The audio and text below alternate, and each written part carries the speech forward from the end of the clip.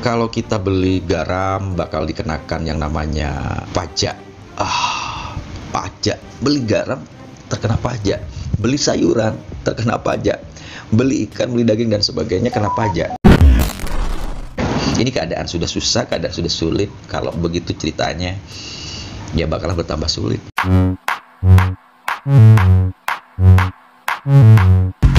Hello, assalamualaikum warahmatullahi wabarakatuh. See you again with Arif Java in this channel, of course, Arif Organizer YouTube channel. Thank you banget, terima kasih banget, sakalangkong banget buat semuanya yang udah klik video ini. Don't forget like, comment, share, and subscribe. Terima kasih teman-teman ya.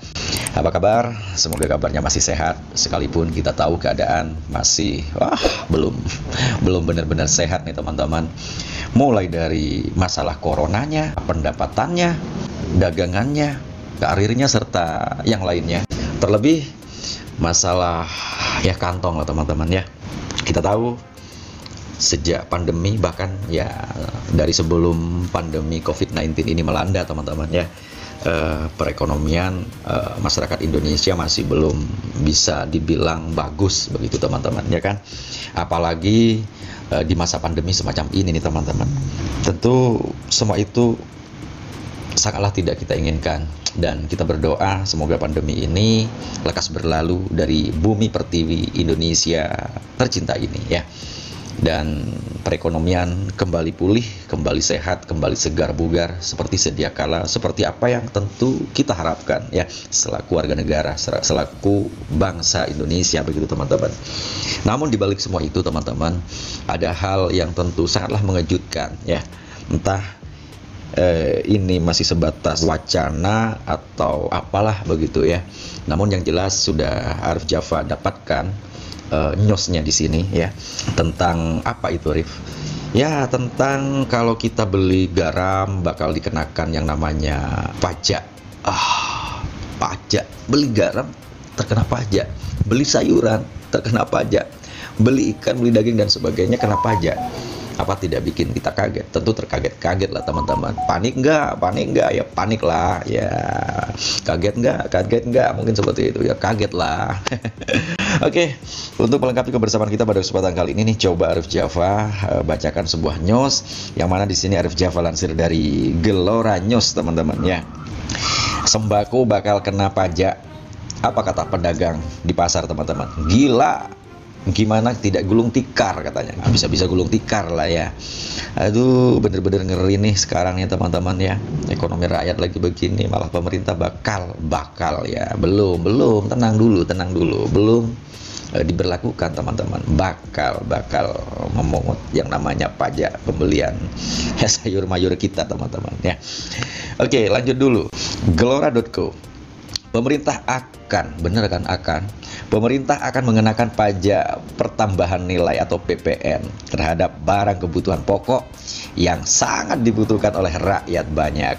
PPN juga akan dikenakan pada barang hasil pertambangan atau pengeboran yang diambil langsung dari sumbernya. Ngeri. Kebijakan itu akan tertuang dalam perluasan objek PPN yang diatur dalam revisi Undang-Undang Nomor 6 Tahun 1983 tentang Ketentuan Umum dan Tata Cara Perpajakan atau KUP. Ikatan Perdagangan Pasar Indonesia atau IKAPPI memprotes rencana pemerintah untuk menjadikan bahan pokok sebagai objek pajak. Nangis rakyatnya, Pak. Pemerintah diharapkan menghentikan upaya bahan pokok sebagai objek pajak, kata Ketua IKAPPI Abdullah Mansuri lewat keterangan tertulisnya yang diterima Jakarta Rabu 9 Juni 2021. Menurutnya, pemerintah seharusnya mempertimbangkan banyak hal sebelum menggulirkan kebijakan tersebut. Apalagi kebijakan tersebut digulirkan pada masa pandemi dan situasi perekonomian saat ini yang sedang sulit banget, Pak. Sulit. Pengangguran semakin bertambah itu ya. Para orang tua juga menangis karena anaknya tidak kerja, karena anaknya di PHK. Para istri pun juga demikian adanya karena suaminya berhenti bekerja, di PHK ya. Yang bekerja pun juga demikian, penghasilannya ya tidak seperti dulu lagi. Artinya sangat minim pendapatan mereka gitu ya. Kami mencatat lebih dari 50% omset perdagangan pasar menurun Di samping itu, pemerintah belum mampu melakukan stabilitas bahan pangan di beberapa bulan belakangan ini. Harga cabai bulan lalu hingga 100.000, harga daging sapi belum stabil, mau dibebani PPN lagi, pajak nih maksudnya teman-teman ya, mau dibebani pajak lagi. Gila, kami kesulitan jual karena ekonomi menurun dan daya beli masyarakat rendah. Ya gimana nggak rendah, kantongnya nggak ada uangnya ya. Mau ditambah PPN lagi, gimana tidak gulung tikar cetusnya. Abdullah menambahkan pihaknya juga memprotes keras upaya-upaya tersebut. Pihaknya akan melakukan upaya protes kepada Presiden agar kementerian terkait tidak melakukan upaya-upaya yang justru menyulitkan pedagang pasar. Nah, ingat tuh ya, catat bagi kalian emak-emak yang bakal beli garam, gula, atau beli apalah sembako ya, bakal dikenakan pajak ya.